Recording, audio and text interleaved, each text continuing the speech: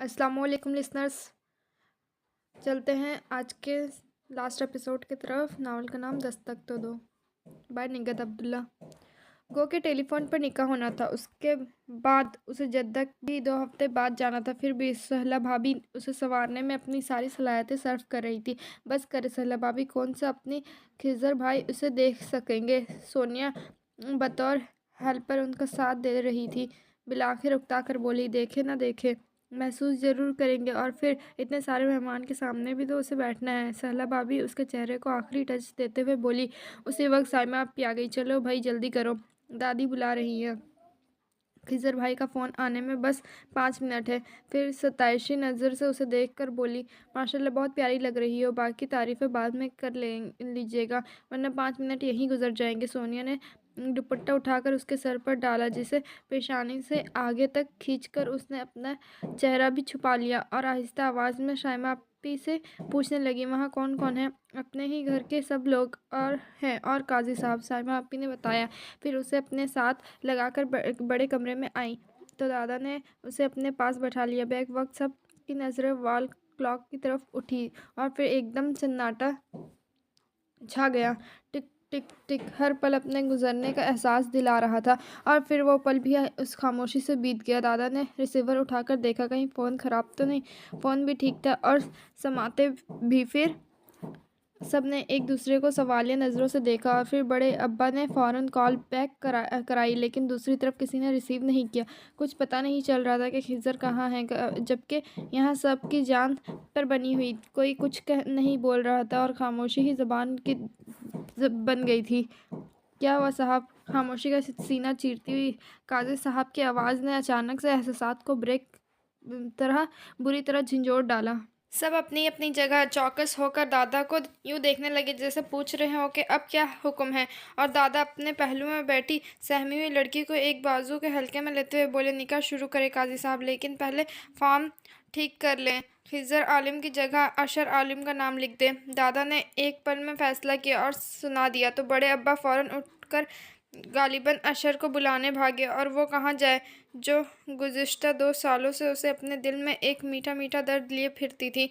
किससे कहे कि जिसने ये दर्द बख्शा वो उसके इंतज़ार में अपनी उम्र तमाम कर सकती है। टिप टिप टिप पलकों पर टिके मोती भी साथ छोड़ने लगे। तब मबहम से आस के अशर कभी राज़ी नहीं होगा, क्योंकि वो सोनिया, तुम्हें कबूल है। काजी साहब की आवाज़ और कंधे पर दादा के हाथ का दबाव उसने महसूस किया। दादा का हाथ बुरी तरह काँप रहा था। फिर उसने अपने हाथ पर अब्बू जी के हाथ देखे और सर को मज़ीद झुका लिया। हाँ कहो बेटा। ये मिन्नत भरी आवाज़ भी किसी अपने की थी, और यहाँ सब ही उसके अपने थे, उसे बेहद मोहब्बत करने वाले। वो किस किस की मोहब्बत से दामन छुड़ाती। क्या वो सबको नज़रअंदाज करके सिर्फ एक शख्स की मोहब्बत का भरम रख सकती है? और शायद वो ऐसा कर गुजरती, लेकिन वही बात, ये कभी कभी दूसरे की गलती हमें फूंक फूंक कर कदम रखना सिखा देती है। अब्बू जी लाख अम्मी की तारीफ़ें में कहे कि वो पढ़ी लिखी बासलाहियत खातून है, लेकिन उसके ख्याल में ऐसी सलाहियत किस काम की जो औरत को अपना घर बार छोड़ने पर उकसाए। वो उस औरत पर सिर्फ फ़ख्र कर सकती थी, लेकिन उसके रास्ते पर नहीं चल सकती थी। जस्तजू और खोज का वो रास्ता जाने किस समत जाता है, जिस पर उठने वाले कदम अपने पीछे सिर्फ इल्ज़ाम छोड़ जाते हैं। उसने होठ तक आए नहीं को सख्ती से रोका, जिसके बाद सब की ज़बान पर ना सही दिलों में एक ही बात आनी थी कि जन्म देने वाली का कुछ तो असर होगा। और उसने हमेशा एक बात से बचने के खातिर एहतियातों का दामन थामे रखा था। अब भी ना ये दामन छूटेगा, ना सबकी मोहब्बतें नज़रअंदाज कर सकेगी। बेटी निशा, हाँ कहो। दादी की आवाज़ में आंसू की नमी थी, जिसे उसने शिद्दत से महसूस किया। हाँ। उधर उसने दिल की बस्ती उजाड़ दी। उधर मुबारक सलामत का शोर उठा, जिसमें उसकी सिसकियाँ दब कर रह गई। फिर उसे खबर नहीं थी कि वो किन किन मरहलों से गुजरने के बाद हुजला अरूसी तक लाई गई है, क्योंकि उसके सोचने समझने की सलाहियतें महफूज होकर चुकी थी। अब भी वो सिर्फ सुन रही थी। साइमा आपी, सहला भाभी, मीनू बड़ी फूफू और छोटी फूफू की बेटियां सानिया, दीबा और फरहा सब उसके गिर्द जमा थे। साहिला भाभी उसे नए सिरे से संवारने में मसरूफ़ थी, और बाकी सब आपस में मजाक कर रहे थे। अशर कहाँ है? दीपा ने शरारत से उसका बाजू में चुटकी काटते हुए मीनू से पूछा और जवाब फरहा ने दिया। वो अभी तक सोनिया को मनाने में लगा हुआ है, बाकायदा कस्में खा खा कर यकीन दिला रहा है कि उसमें उसका कोई कसूर नहीं है और कसूरवार कौन है। उसका जहन धीरे धीरे बेदार होने लगा और अभी वो फरहा की बात समझने की कोशिश कर रही थी कि बड़ी अम्मी ने आकर सबको जाने के लिए कहा और साइमा आपी उसने नई सूरत हाल को अच्छी तरह समझ रही थी कि इसलिए फ़ौरन सबको लेकर चली गई। तब बड़ी अम्मी उसके सामने बैठी और उसका हाथ पर अपने हाथ रख कर बोली, मेरी समझ में नहीं आ रहा मैं तुमसे क्या कहूँ। हालांकि मुझे कोई फ़र्क नहीं पड़ा, मेरा मकसद तुम्हें बहू बनाना था जो पूरा हो गया है, लेकिन और सारी खराबी तो इस लेकिन में थी। फिर भी ये बहुत गनीमत था कि जो बड़ी अम्मी कहना चाहती थी वो समझती थी और जो उस पर बीत रही थी या बीतने वाली थी वो बड़ी अम्मी समझ रही थी। अपनी बात वहीं छोड़कर फिर कहने लगी, मैं नहीं जानती खिज़र ने ऐसा क्यों किया, लेकिन मैं उससे पूछूंगी ज़रूर। खैर ये तो बात की बात है। अभी मैं अशर की बात करना चाहती हूँ। वैसे तुम इस जानती हो, बस थोड़ा लावाली है और थोड़ा जज्बाती सा है। मेरा ख्याल है वक्त के साथ साथ ठीक हो जाएगा। कदर तौक़ुफ़ के साथ बात कहने लगी, असल मसला सोनिया का है और मैं साफ गोई से कहूँगी कि कल तक मेरे लिए जिसे तुम थी वैसे ही सोनिया, जबकि अब ऐसा नहीं है। मेरे दिल में सोनिया की मोहब्बत कम नहीं हुई, लेकिन वो तुम्हारे मकाम तक नहीं आ सकती। यही बात अशर को भी सोचनी चाहिए और इसे ये बावर करवाना तुम्हारा काम है। उसने पहली बार सर ऊंचा करके देखा तो बड़ी अम्मी खुद को माजूर जाहिर करते हुए बोली, मैं सोनिया पर रोक टोक नहीं कर सकती। अव्वल तो उसे खुद ही उन नए हालात और नए रिश्तों को तस्लीम कर लेना चाहिए। अगर नहीं तो तुम्हें ख्याल रखना होगा। बहैसियत बीवी तुम अशर पर कुछ पाबंदियां आयद कर सकती हो। उसने दोबारा सर झुका लिया तो बड़ी अम्मी जाने क्या समझी उसे हौसला देते हुए बोली, तुम परेशान मत हो, ये कोई ऐसा मुश्किल काम नहीं है, मैं भी अशर को समझाऊंगी। फिर उठते हुए बोली, मैं अशर को भेजती हूँ। उसने ज़रा सी पलकें उठाकर उन्हें जाते हुए देखा, फिर गहरी सांस लेना चाहती थी कि दिल में हल्का हल्का दर्द करवटें लेने लगा। उसने बेख्तियार सीने पर हाथ रखकर दबाया तो दिल पर बेपनाह बोझ महसूस हुआ और ये बोझ अचानक तो दिल पर नहीं आ पड़ा था। गुजरे माहों साल में कितने रातें जागे थे, कितनी कहानियाँ जो उसने किसी से नहीं कही थी, क्योंकि उसने कहा था, निशा अपनी बेकरारियों का अहवाल किसी और से मत कहना, ना ही इन मोहब्बतों के किस्से सुनाकर दिल का बोझ हल्का करने की कोशिश करना। मैं तुम्हारे दिल को एक मीठा सा दर्द दिए जा रहा हूँ, उसकी सारी चाशनी मैं खुद आकर समेटूंगा। और वो नहीं आया। ना किसी ने इतनी मोहलत दी कि वो उसे नए बंधन में बंध जाने से पहले दिल के सारे बोझ कहीं उतार फेंक के आती या आंखों की राह में ही बहा डालती। और ये कितना मुश्किल था कि अपना दामन छुड़वा नहीं पाई थी और दूसरे से दामन छुड़वाने की बात करती। मैं अशर से कैसे कहूँ कि सोनिया को भूल जाओ। जवाब में अगर उसने पूछा कि क्या मैं खीज़र को भुला दिया, तो उसने दुख से सोचते हुए पेशानी घुटनों पर टिका दी। बस एक रात, ज़्यादा नहीं, बस एक रात। मैं दिल के खलियानों में आग लगा दूंगी और सुबह होने तक मेरे दिल की ज़मीन नए सिरे से हमवार होगी। क्या ऐसा मुमकिन है कि आज रात मुझे तन्हा छोड़ दिया जाए? क्या मैं दरवाज़ा अंदर से बंद कर लूँ? उसने जैसे ही सर ऊंचा करके दरवाजे की तरफ देखा, उसी वक्त खुलता चलता गया और अशर को देखकर सिर्फ नज़रें का जाविया बदल सकी, जबकि उसने अंदर दाखिल होने और दोबारा दरवाज़ा बंद करने तक ही ज़रा मरवत बरत की थी। फिर दनदनाता हुआ उसके सर पर आ खड़ा हुआ और दांत पीस कर बोला, बहुत खुश हो रही हो ना तुम? मन की मुराद जो मिल ही है, यही चाहती थी तुम मेरी और अपनी शादी। लो, हो गई शादी। हैं? वो चौंक कर देखने लगी। कितना शौक था उसे खुद को छुपाने का, फिर जिसका जो दिल चाहे उसके बारे में कयास करता रहे, वो महजूज हुआ करती थी। और अब तो उसने ऐसी कोई कोशिश नहीं की थी, ना करना चाहती थी। फिर भी उसकी ज़ात पर आप ही आप पर्दे गिरते चले गए। मैं ही अहमक था जो तुम्हारे बार बार इजहार का बावजूद तुम्हें समझ नहीं सका। लेकिन तुम तो अच्छी तरह जानती थी कि मैं सोनिया से मोहब्बत करता हूँ। फिर तुमने मेरे बारे में क्यों सोचना शुरू किया? کوئی اور موقع ہوتا تو وہ یقیناً فوراً جھٹلا دیتی، لیکن اب حیران ہو کر دیکھنے لگی، جس سے وہ مزید تیش میں آ کر بولا، اتنی معصوم ہرگز نہیں ہو جتنی نظر آنے کی کوشش کر رہی ہو۔ کیا تم نے نہیں کہا تھا کہ تمہارے خیال سے نکلو تو خضر کا خیال آئے، اور تم ان سے منگنی ہونے پر خوش نہیں تھی، اس لیے کہ میں تم سے شادی کرنا چاہتی تھی؟ وہ بے اختیار کہہ گئی۔ اس کے لہجے میں طنز تھا جسے وہ اپنی جھنجھلاہٹ میں محسوس نہیں کر سکا، بلکہ اس کی بات سن کر اپنی ہتھیلی پر زور سے مکہ مارتے ہوئے بولا، تم کیا سمجھتی ہو کہ میں تمہاری خوشی میں خوش ہو جاؤں گا؟ ہرگز نہیں۔ میرا بس چلے تو تمہیں اٹھا کر اس کھڑکی سے باہر پھینک دو۔ وہ ناگواری سے اس کے طرف سے منہ پھیر کر بولی، میں تمہارا گلا دبا دوں گا۔ دبا دو۔ تم چپ نہیں رہ سکتی؟ وہ دبی دبی آواز میں چیخا۔ کیوں چپ رہوں؟ بہت اچھا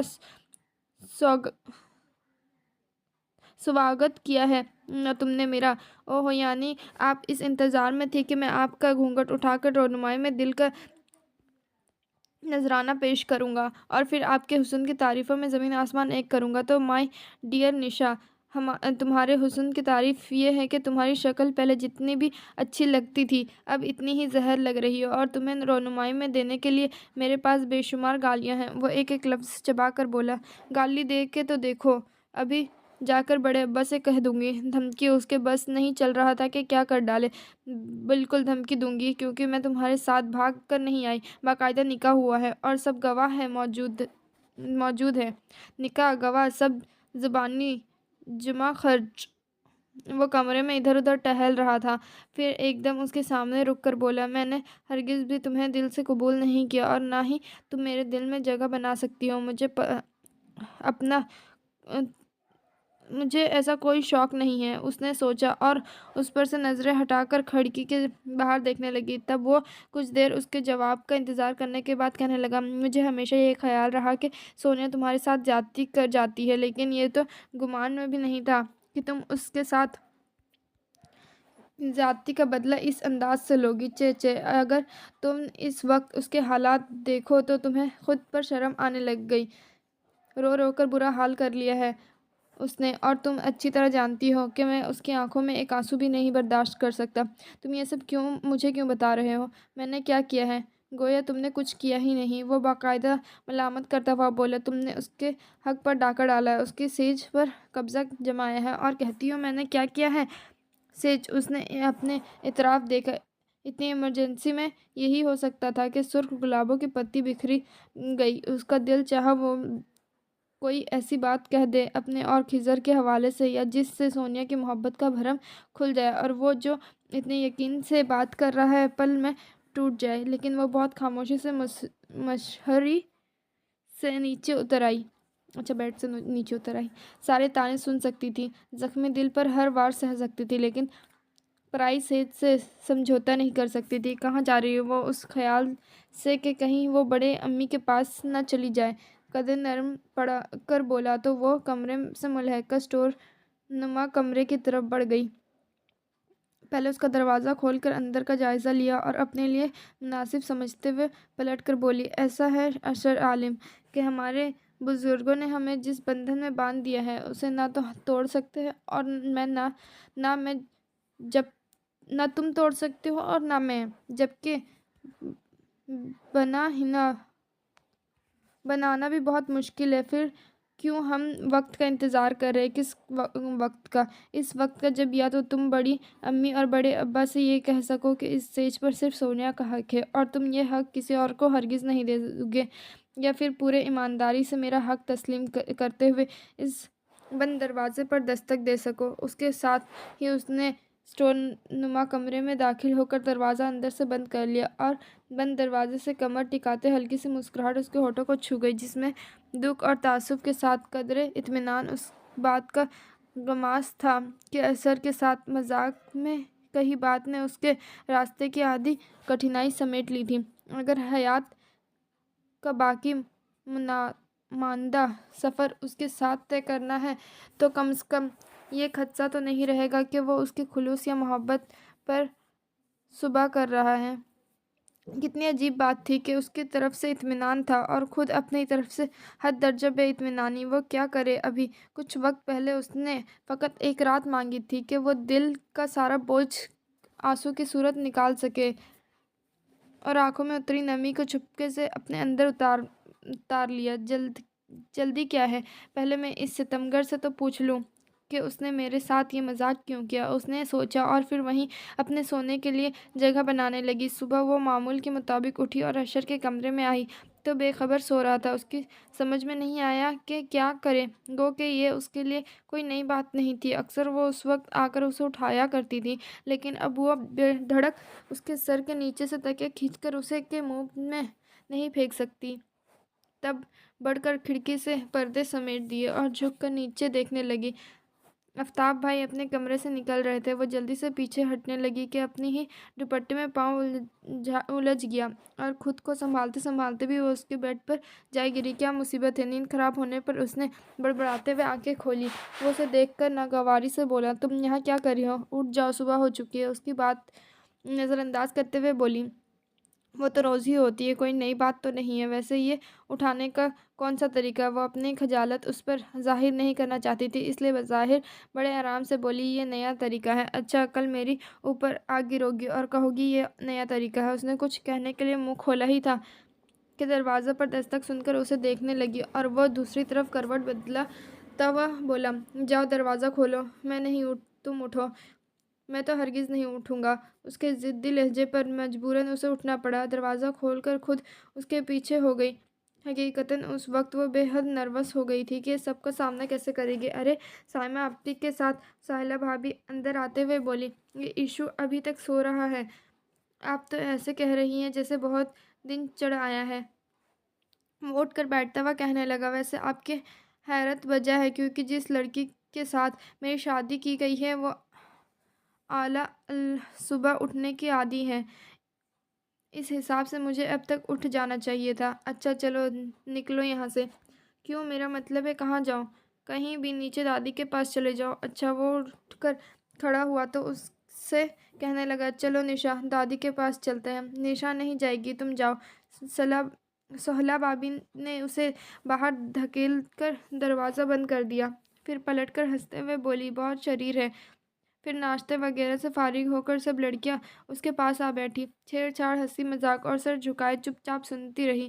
اصل میں اس کی سمجھ میں نہیں آ رہا تھا کہ وہ ان سب کے مذاق کو کس انداز سے لے اور پھر کیا پوز کرے، کیونکہ حقیقت یہ تھی کہ اسے نہ تو یہ سب اچھا لگ رہا تھا اور نہ ہی وہ محظوظ ہو رہی تھی۔ لگتا ہے اشر بھائی نے مسکرانے پر پابندی لگائی ہے۔ کیوں نشا؟ فرح نے اسے کوہنی مارتے ہوئے کہا تو اس نے بس اسے دیکھنے پر اتفاق کیا۔ اسی وقت سونیا کمرے میں داخل ہوئی تو وہ بلا ارادہ ادھر متوجہ ہوئی تھی اور سونیا کو دیکھ کر پہلے واقعی اسے بڑا عجیب لگا۔ اس کے سرخ اور سوجی ہوئی آنکھیں شدت کے ریا کا پتہ دے رہی تھی، جبکہ چہرے پر حزن و ملال جیسے اس پر کوئی قیامت ٹوٹی ہو۔ وہ اگر اسے نہ جانتی ہوتی تب تو وہ واقعی احساس سے جرم میں گرفتار ہو جاتی کہ کسی بھی طرح صحیح وہ اس کی محبت چھیننے کی سزاوار ہے، لیکن وہ اسے اچھی طرح جانتی تھی کہ وہ اشر کے ساتھ ہرگز بھی فیر نہیں تھی۔ جب ہی اس کے غم و اندرونی کے تصویر بننے پر بے حد حیران ہوئی کہ آخر وہ اس طرح کیوں پوز کر رہی ہے۔ جس شخص سے اسے سرے سے محبت ہی نہیں ہے، اسے بچھڑنے کا دکھ کیسا؟ بلکہ اسے تو خوش ہونا چاہیے کہ اس کے راستے کی رکاوٹ آپ دور ہو گئی ہے۔ اور ابھی وہ اس کے رویے کو سمجھنے کی کوشش کر ہی رہی تھی کہ اشر کی آمد پر یہ گتھی آپ سلجھ گئی۔ وہ ان دونوں کے انداز ہی کچھ ایسے تھے جیسے وہ سمجھ گئی کہ سونیا اشر کو اپنے فریب سے آزاد نہیں کرنا چاہتی تھی۔ اس کا مقصد یا تو اب بھی اپنی ہر بات منوانے کے لیے اشر کا سہارا لینا تھا، یا پھر ہمیشہ کی طرح اس مقام پر بھی وہ اسے نیچا دکھانا چاہتی تھی۔ اور یہ طے تھا کہ خود اس نے کبھی پہل نہیں کی تھی، البتہ جوابی کارروائی ضرور کرتی تھی۔ اب بھی جیسے اس نے محسوس کیا کہ وہ محض اسے تنگ کرنے کے خاطر خود پر آزردگی کا خول چڑھائے بیٹھی ہے، تو وہ جواباً اس نے اپنے ہونٹ پر مسکراہٹ سجا لی۔ ابھی کچھ دیر پہلے اسے سمجھ میں نہیں آ رہا تھا کہ وہ سب کی مذاق کو کس انداز میں لے اور پھر کیسا پوز کرے، اور اب اچانک اس نے فیصلہ کر لیا تھا کہ وہ خوش اور آسودہ نظر آئے گی، جیسے بقول اشر کے اس نے من کی مراد پا لی ہے۔ نیکسٹ سین۔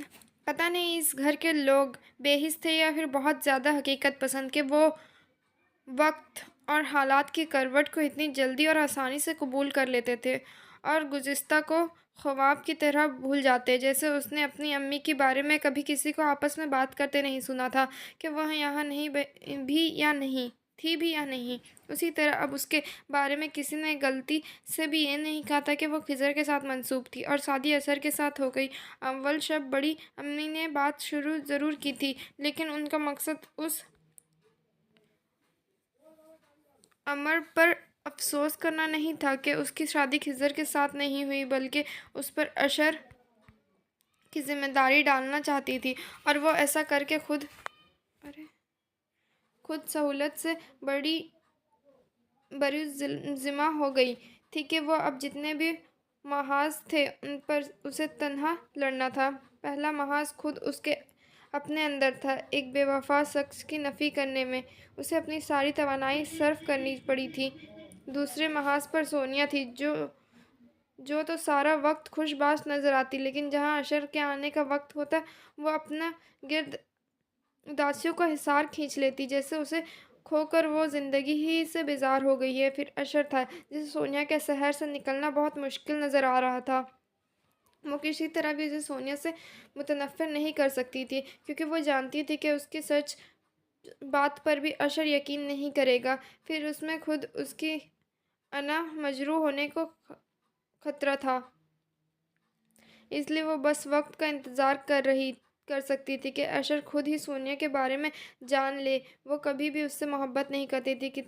بہت سارے دن گزرنے کے بعد اس نے غور کیا تو اس کی زندگی میں صرف یہ تبدیلی آئی تھی کہ شادی سے پہلے جب اس کا کسی کے پاس بیٹھنے کو دل نہیں چاہتا تھا تو ابو جی کے کمرے میں بند ہو جایا کرتی تھی، اور اب اشر کا کمرہ تھا۔ گویا اس کے لیے اب بھی کوئی گوشہ مخصوص نہیں تھا جسے وہ اپنی ملکیت کہہ سکتی تھی۔ صبح بڑی امی کے ساتھ مل کر ناشتہ بنانے، پھر ناشتہ کرنے، اس کے بعد بڑے ابا اور اشر کے آفس جاتے تک وہ اوپر ہی رہتی۔ اس کے بعد کچھ دیر کے لیے دادی کے پاس چلی آتی، پھر جب وہ دوپہر کا کھانا بنانے کا وقت ہوتا تو وہ اوپر آ جاتی۔ گو کہ بڑی امی نے کچن کی ذمہ داری اس پر نہیں ڈالی تھی، لیکن وہ ان کے ساتھ لگی رہتی، اور کھانے کے بعد اگر موڈ ہوتا تو سہلا بھابی کے پاس جا بیٹھتی، یا پھر اشر کے کمرے میں بند ہو جاتی، جہاں کبھی تو اسے نیند آ جاتی اور کبھی ساری دوپہر سوچنے میں گزار جاتی۔ شام میں جب اشر کے آنے کا وقت ہوتا تو وہ نیچے چلی آتی، کیونکہ وہ فوراً اوپر نہیں آتا تھا۔ آفتاب بھائی اور معظم بھائی بھی اس وقت آتے تھے، پھر سب آنگن میں بچھی چارپائی پر بیٹھ جاتے۔ یہ روٹین شروع سے تھی اور اس میں کوئی فرق نہیں آیا تھا، اس لیے وہ اس کے آنے سے پہلے ہی نیچے آ جاتی، کیونکہ وہ نہیں چاہتی تھی کہ اس کے غیر موجودگی میں اس کی اور سونیا کے درمیان کوئی بات ہو۔ شروع میں اسے صرف یہ خیال تھا کہ یہ ذمہ داری اس پر بڑی امی نے ڈالی ہے، لیکن پھر رفتہ رفتہ اسے اپنا حق سمجھنے لگی۔ پھر کچھ بھی سہی، وہ بہرحال اس کا شوہر تھا، گو کہ ابھی تک اسے بیوی کا مقام دینے پر تیار نہیں تھا، اور ایسی کوئی خواہش تو فی الحال اس کے اندر بھی نہیں تھی۔ پھر بھی بارہا اس نے سوچتے ہوئے خود سے کہا تھا، کتنا عرصہ ادھر سونیا کی شادی ہوئی نہیں کہ وہ میرے دروازے پر دستک دینا کھڑا ہو جائے گا، اور میں مجبور ہوں یا مغلوب، دروازہ تو کھولنا پڑے گا۔ بہرحال پروردہ تو وہ بھی اس گھر اور اسی ماحول کی تھی، بے حس نہ سہی، پھر بھی گزشتہ کو خواب سمجھ کر بھول جانا چاہتی تھی۔ ایسی صورت میں کہ خضر نے نہ تو کوئی خط لکھا تھا اور نہ ٹیلی فون کرتے، جس سے یہ معلوم ہو سکتا کہ انہوں نے عین نکاح کے وقت رابطہ کیوں نہیں کیا۔ ایک دو بار بڑے ابا نے فون کیا تھا اور انہوں نے صرف اپنی خیریت بتائی اور یہ کہ جلد آنے کی کوشش کریں گے، دوسرے کسی موضوع کی طرف آئے ہی نہیں، جس سے اس کے اندر ایک نامعلوم سی کسک کروٹیں لینے لگی تھی، اور انہیں سوچنا نہیں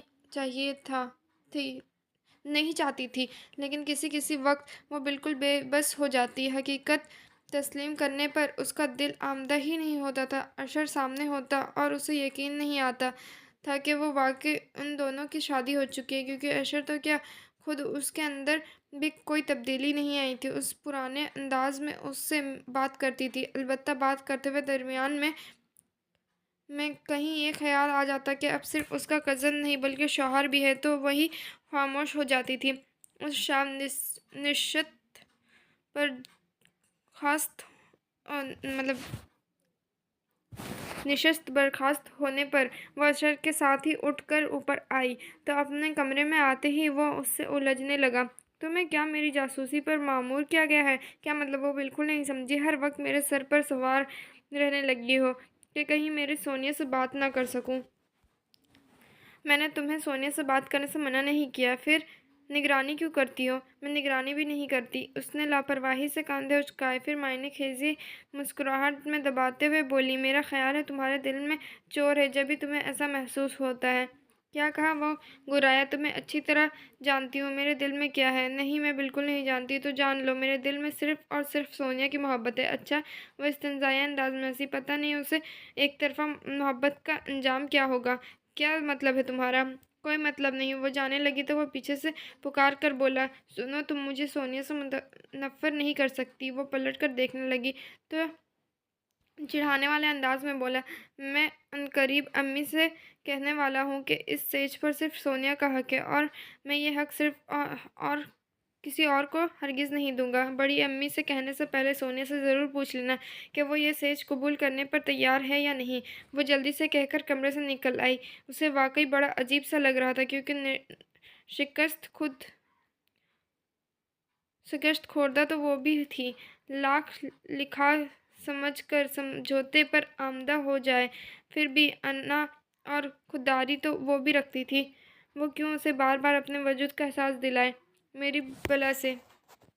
उस वक्त उसने जलकर सोचा, सोनिया ख्वाह अशर को फरेब दे दिए या मुझसे किसी जन्म का बदला लेने की गर्ज से उससे मोहब्बत का ढोंग रचाए, मैं हरगिज़ भी उन दोनों के दरमियान नहीं आऊँगी। और ये इशू समझता क्या है अपने आप को? आइंदा मैं कभी उससे बात भी नहीं करूँगी।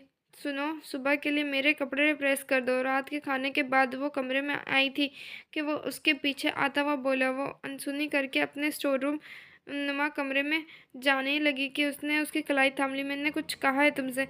सुन लिया है, वो उसी के अंदाज में बोली। फिर यह कि मैं तुम्हारी नौकर नहीं हूँ। फिर क्या हो? कुछ भी नहीं। वो खासी जिच होकर अपनी कलाई छुड़वाने की कोशिश कर रही थी और वो 3 बार हाँ तुम्हारे फरिश्तों ने कहा था। जब उस हाँ की कोई अहमियत नहीं तो फिर रोब किस बात का जमाते हो? छोड़ो मेरा हाथ और आइंदा मुझसे बात मत करना। वो उसे धकेल कर कमरे से निकली और नीचे चली आई। दादी के कमरे में झांक कर देखा, वो नमाज के बाद तस्बीह पढ़ने में मशरूफ़ थी। वो चुपचाप उनके तख्त पर उल्टी आ लेटी। कुछ देर बाद दादा आए और दादी भी नमाज लपेटने लगी तो वो ज़बरदस्ती आंखें बंद करके सोती बन गई। लो, ये सो गई। दादी ने झुककर उसे देखकर दादा से कहा, अब उठाना मत। दादा ने मना किया। नहीं, उठा तो नहीं रही, लेकिन पता नहीं किस काम से आई थी। अशर से पूछती हूँ। दादी अपने आप ही कहते हुए कमरे से निकली और बबली को पुकार कर बोली कि ऊपर से अशर को बुला लाओ। तो उसे अपने आप पर गुस्सा आने लगा कि वो उन्हें रोक भी नहीं सकती।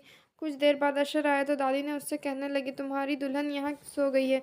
फिर वो बिला इरादा कह गया, लेकिन फिर फौरन संभल कर बोला, हाँ, मुझसे कह कर आई थी कि आज दादी के पास सोऊंगी। अच्छा, मैं समझी किसी काम से आई है। नहीं दादी, आपसे उसे आपसे मोहब्बत खींच लाई। वो बैठा तो जानबूझकर उसकी कमर से अपनी कमर टिका दी और उसकी चोटी को हाथ में पर लपेटता हुआ बोला, लड़कियों को कभी कभार मायके ज़रूरी जाना चाहिए और उसका मायके तो यही है ना। हाँ, मायका भी है और ससुराल भी है। अच्छा, अब तुम उसे उठाओ मत। हाँ, मैं कब उठा रहा हूँ? सर पर बैठ कर बोलोगे तो वो उठेगी ही ना।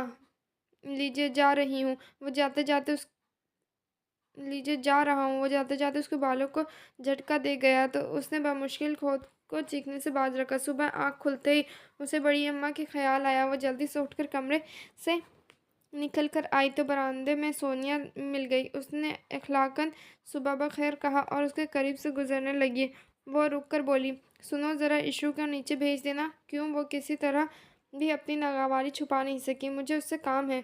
सोनिया बड़े आराम से कहकर वहीं चेयर पर बैठ गई तो उसका दिल चाहा पूछे कि क्या काम है उससे, लेकिन ख्वाहिश के बरक्स कहने लगी, तुम खुद ऊपर चली जाओ। तुम जा तो रही हो, भेज देना उसे। बज़ाहिर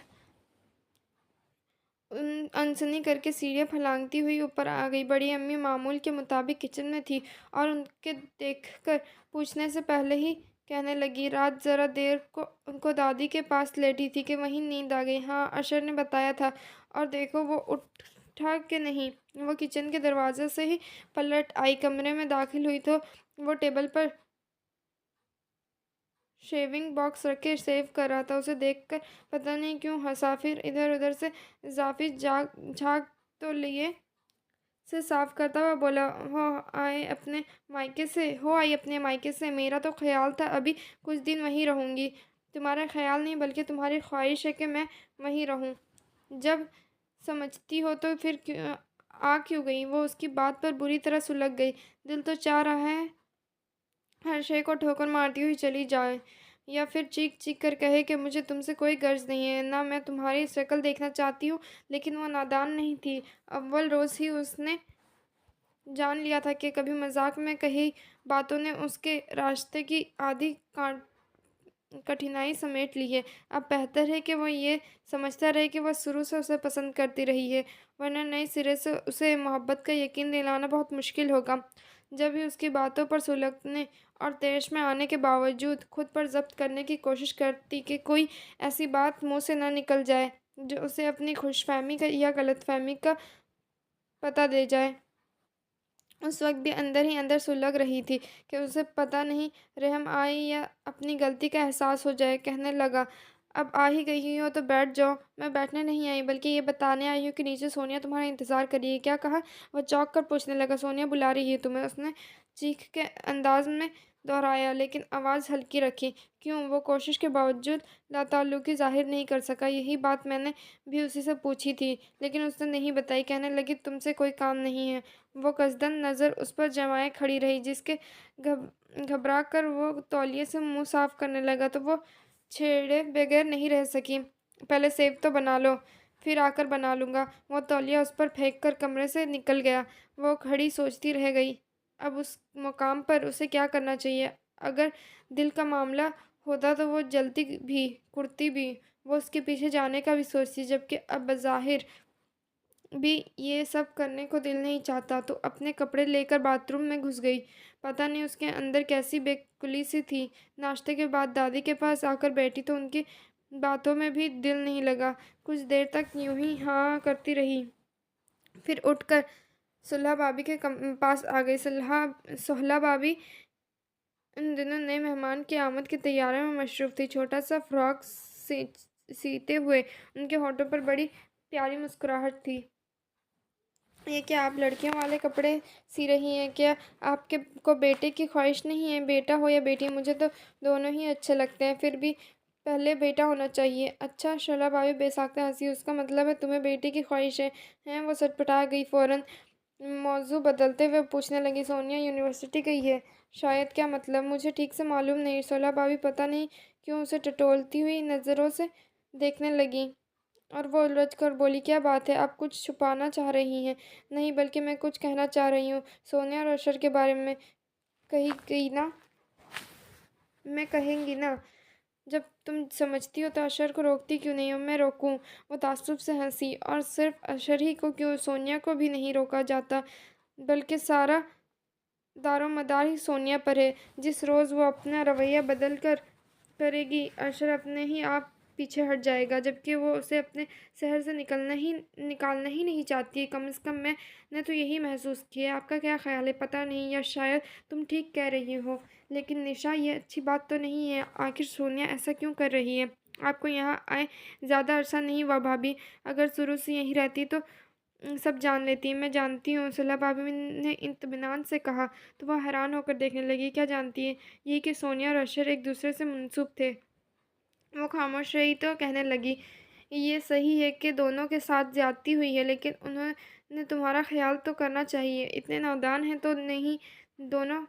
پھر کیوں نادانی کر رہے ہیں؟ نادان صرف اشر ہے، اس نے سوچا، اور مزید کوئی بات کیے بغیر اس کے پاس سے اٹھ کر آئی تو برآمدے سے ببلی نے پکار کر اسے فون کا بتایا۔ ہیلو، اس نے ریسیور اٹھا کر دھیمی آواز میں کہا، کیونکہ ابھی تک وہ یہ قیاس کرنے میں لگی تھی کہ دوسری طرف کون ہوگا، اور دوسری طرف کی آواز اس کے لیے ایکسر اجنبی تھی۔ کون؟ نشا۔ جی، آپ کون؟ بیٹا، میں تمہاری امی۔ امی؟ ہونٹ کے بے آواز جنبش اور آنکھوں میں اس روانی سے سیلاب اترا کہ پل میں سارے बंद तोड़ गया। बेटा क्या नाराज़ हो मुझसे? अम्मी पूछ रही थी और उसके मुंह से आवाज़ नहीं निकल सकी। बेख्याली में सर को नफ़ी में हिलाने लगी। निशा, कुछ बोलो ना, कुछ तो कहो बेटा, तुम ठीक तो हो ना? हाँ, हलक से आवाज़ निकली भी तो आंसू में भीगी हुई थी। अरे तुम रो रही हो? अम्मी ने हैरत और तशवीश का इजहार एक साथ किया। रो मत बेटा, मुझे बहुत दुख हो रहा है। वो खामोश रही तो पूछने लगी, क्या मैं फ़ोन बंद कर दूँ? नहीं, वो फ़ौरन बोल पड़ी, अच्छा तो रोना बंद करो और जल्दी से अपने आंसू साफ़ करो। अम्मी ने कहा तो वो जल्दी जल्दी यूँ आंसू साफ़ करने लगी जैसे वो सामने खड़ी देख रही हो, और उन्होंने भी यही जाहिर किया। गुड, अब बताओ कैसी हो? मैं ठीक हूँ, आप बताएं कहाँ से बात कर रही हैं? मैं आज सुबह पाकिस्तान आई हूँ। अच्छा, वो उन्हें अपने करीब महसूस करके खुश हो गई। कहाँ है, मेरा मतलब है कहाँ ठहरी हैं? तुम आओगी मेरे पास मुझसे मिलने? हाँ हाँ, मैं आऊँगी। आप बताए तो कहाँ है? उसे बेताबी जाहिर कर रही थी कि जैसे वह अभी उड़कर पहुँच जाएगी। अपने अब्बू जी से पूछ लेना, उन्होंने मेरा पता मालूम है। ठीक है, मैं शाम में आऊँगी। उसने पुरयकीन लहजे में अम्मी को भी अचानक खुशी से हमकनार कर दिया और फिर सिलसिला मुनक़ता करके इधर उधर देखने लगी। आसपास कोई नहीं था और वो सोचने लगी कि सबसे पहले कैसे किसी ये खबर सुनाए कि उसकी अम्मी वापस आ चुकी है। अपनी खुशी में ऐसे ये ख्याल ही नहीं आया कि अम्मी का अब उस घर में से किसी से कोई ताल्लुक़ नहीं है और उनके आने या ना आने की यहाँ किसी को परवाह भी नहीं होगी। खासी मगन सी दादी के कमरे में दाखिल हुई और बेइख्तियार उनके गले में बाजू डाल लिए। आज तो मेरी निशा खुश नज़र आ रही है, दादी ने प्यार से उसे थोड़ी छू कर कहा तो वह उनके कंधे पर अपना सर रखते हुए बोली, खुशी की बात है दादी। अच्छा, मुझे भी बताओ खुशी की क्या बात है? वो उलझ गई कि कहीं कहे या ना कहे। बताओ ना। बताऊंगी, वो कहती हुई जल्दी से उनके पास से उठ आई। एक और कसक, वो किससे कहे? यहाँ सब उसके अपने हैं और जैसे कोई भी अपना नहीं। वो सोचते हुए बड़ी अम्मी के पास आ बैठी और सारी खुशी और बेताबी छुपा छुपा कर बज़ाहिर नॉर्मल लहजे में कहने लगी, बड़ी अम्मी, अभी अम्मी का फ़ोन आया था, वो यहीं पाकिस्तान में है, इस शहर में। क्या मुझे उनसे मिलना चाहिए? बड़ी अम्मी सुकून से उसकी पूरी बात सुनकर बोली, हाँ क्यों नहीं, वो तो तुम्हारी माँ है, तुम्हें ज़रूर उससे मिलना चाहिए। उसका दिल ज़ोर ज़ोर से धड़कने लगा। वो बड़ी अम्मी को देखने लगी तो वो कहने लगी, शाम में अशर आए तो मैं उससे कहना, वो तुम्हें उनके पास ले जाएगा। जी, और उससे ये वक्त गुजारना मुश्किल हो गया। वो बरसों उनके बगैर रही थी और अब एक एक पल भारी लग रहा था। दोपहर खाने के बाद इधर से उधर टहल रही थी, नींद भी नहीं आ रही थी जो कुछ वक्त के लिए बेखबर हो जाती। पता नहीं कब शाम होगी और कब अशर आएगा। उसने सोचते हुए घड़ी पर नज़र डाली। 3 बज रहे थे और अभी वो घंटों के शुमार कर रही थी कि अशर आ गया, और क्योंकि उस वक्त से मुसलसल यही सोच रही थी कि उसके आते ही वो उसे अम्मी के पास चलने का कहेगी, इसलिए फ़ौरी तौर पर कोई और बात ज़हन में आई ही नहीं कि वो खिलाफ मामूल जल्दी कैसे आया है, बल्कि उसे देखते ही बेख्तियार कह गई, अच्छा हुआ ईशु तुम जल्दी आ गए, मैं बड़ी शिद्दत से तुम्हारा इंतज़ार कर रही थी। खैरियत? उसकी बेख्तियारी का इसने कोई नोटिस ही नहीं लिया। इत्मीनान से बैठकर जूते मोज़े उतारने लगा तो वो कदरे खज्जल सी होकर बोली, तुम्हारी तबीयत तो ठीक है ना? अल्हम्दुलिल्लाह बिल्कुल ठीक हूँ। अब पूछोगी जल्दी क्यों आया, तो इसका जवाब ये है कि सोनिया को उसकी किसी दोस्त के घर ले जाना है। और सर के पीछे दोनों हाथ बांधकर कदरे नीमदराज होकर बोला तो ये एकदम खामोश होकर उसे देखने लगी। क्या कुछ चबाने का इरादा है? वो उसकी पूरी खुली आंखों में देखकर शरारत से बोला, नहीं, मैं पहले तुम्हें बाकायदा रोस्ट करूंगी। वह हंसता हुआ उठा और अलमारी खोलकर खड़ा हो गया, फिर एकदम पलटकर उससे पूछने लगा, सुनो, यही कपड़े ठीक है या चेंज कर लूँ? तुम सोनिया के साथ कहीं नहीं जाओगे? वह अलमारी बंद करके उसके साथ कमर टिकाकर उसके मुकाबिल खड़ी हो गई। मैंने तुमसे ये नहीं पूछा कि मुझे सोनिया के साथ जाना चाहिए या नहीं। तुम होती कौन है मुझे रोकने वाली? तुम्हारी बीवी? हाँ बीवी। अगर बीवी बन भी गई तब भी मैं तुम्हें ये इजाज़त हरगिज़ नहीं दूंगा कि मेरे मामले में दखल दो। वो अपनी बात कहकर वॉशरूम में घुस गया, जबकि उसके अंदर बाहर सन्नाटे फैलने लगा था। बेहद बोझल कदमों से इजी चेयर तक आई और उस पर ढह सी गई। जहन कुछ भी सोचने समझने से कासिर था। कुछ देर बाद वो वॉशरूम से निकला तो खासी उजलत का मुजाहरा करने लगा। दोबारा जूते موزے پہنے، بالوں میں برش کیا، پھر پرفیوم اسپرے۔ وہ چپ چاپ اسے دیکھتی رہی۔ ویسے تم میرا انتظار کیوں کر رہی تھی؟ وہ اچانک خیال آنے پر آئینے میں اسے دیکھ کر پوچھنے لگا۔ اس نے کوئی جواب نہیں دیا۔ کوئی خاص بات ہے کیا؟ وہ پھر بھی کچھ نہیں بولی۔ تب وہ اسے ہاتھ ہلاتا ہوا کمرے سے نکل گیا اور اس کے جاتے ہی وہ ہاتھوں میں چہرہ چھپا کر رو پڑی۔ شام ہو گئی اور پھر تاریکی نے اپنے پر پھیلا دیا، لیکن وہ کمرے سے نہیں نکلی۔ دکھ صرف اس بات کا نہیں تھا کہ وہ امی کے پاس نہیں جا سکی، اس سے زیادہ دکھ اس بات کا تھا کہ نہ تو کسی نے اشر اور سونیا کا ایک ساتھ جانے کا نوٹس لیا تھا اور نہ ہی بڑی امی اس سے پوچھنے آئی تھی۔ کم سے کم اس کے کمرے میں بند ہونے پر کسی کو تشویش ہوتی۔ کوئی بھی نہیں آیا۔ اس نے کھڑکی سے نیچے جھانک کر دیکھا۔ آنگن میں کوئی نہیں تھا، البتہ برآمدے سے باتوں کی آواز آ رہی تھی اور کچھ ہلچل سی بھی محسوس ہو رہی تھی۔ وہ سمجھ گئی سائمہ اب بھی آئی ہوں گی یا پھر مینو۔ ذرا اور نیچے جھک کر اس نے آوازوں سے یہ جاننے کی کوشش کی اسر اور سونیا آ چکے ہیں یا نہیں، لیکن ان دونوں کی آواز نہیں تھی۔ تب ایک اور کسک، مجھے کیا؟ کھڑکی سے ہٹتے ہوئے اس نے خود کو بہلانا چاہا، لیکن اندر کہیں ایک پھانس سی چبھتی ہوئی محسوس ہوئی جس نے اسے قدرے بے چین کر دیا۔ اور پھر کمرے میں ادھر ادھر ٹہلتے ہوئے وہ جانے کیا کچھ سوچے جا رہی تھی کہ دروازے پر دستک سن کر رک گئی۔ بولی کچھ نہیں۔ دستک دوبارہ ہوئی اور پھر دروازہ کھول کر خضر سامنے آ گیا۔ وہ دھک سے رہ گئی۔ کتنے بہت سارے بوجھ تھے دل پر، وہ سارے ہمک ہمک کر اس کے وجود کے جھنجھوڑنے لگے، جبکہ ان کے ہونٹ پر وہی پہلے والی مسکراہٹ تھی۔ تمہیں میرے آنے کا پتہ نہیں چلا؟ یا تم قصدن یہاں بیٹھ کر میرے آنے کا انتظار کر رہی تھی؟ اسے محسوس ہوا وہ پتھر کی ہو گئی ہے، کیونکہ کوشش کے باوجود نظروں کا زاویہ تک نہیں بدل سکی۔ مجھے اندازہ تھا کہ تم خفا ہوگی، لیکن اس سے زیادہ یقین تمہارے مان جانے کا ہے۔ وہ اس کی طرف بڑھتے ہوئے بولے، میرے خدا! اس نے شدت سے آرزو کی کہ کوئی آ جائے، اور اشر آ گیا دروازے ہی سے چیختا ہوا۔ کمال ہے، بڑے بھائی آنے کی اطلاع ہی نہیں دی۔ وہ دونوں بغلگیر ہو گئے اور وہ اچانک ہوش میں آ گئی۔ خود کو خاصا پرسکون کر کے بیٹھی اور باری باری دونوں کو دیکھنے لگی۔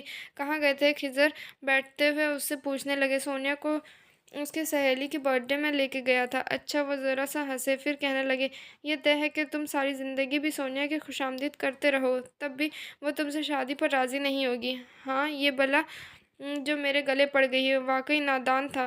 ان کی بات سمجھے بغیر کہہ گیا، جبکہ وہ ایک دم چونک گئے۔ کیا مطلب؟ ہاں یعنی آپ کو پتہ ہی نہیں کہ جس روز آپ کا نکاح ہونا تھا اور آپ کا فون نہ آنے کی صورت میں میری شامت آ گئی۔ انہوں نے بے خیالی میں اسے دیکھا تو وہ اپنی جگہ سے اٹھتے ہوئے بولی، آپ دونوں کے لیے چائے لاؤں؟ صرف ہم دونوں کے لیے کیوں، اپنے لیے بھی لاؤ۔ وہ اسے دیکھ کر جس انداز سے مسکرایا، وہ سمجھ گئی کہ وہ اس پر جتانا چاہ رہا ہے کہ وہ اسے سونیا کے ساتھ جانے سے نہیں روک سکی۔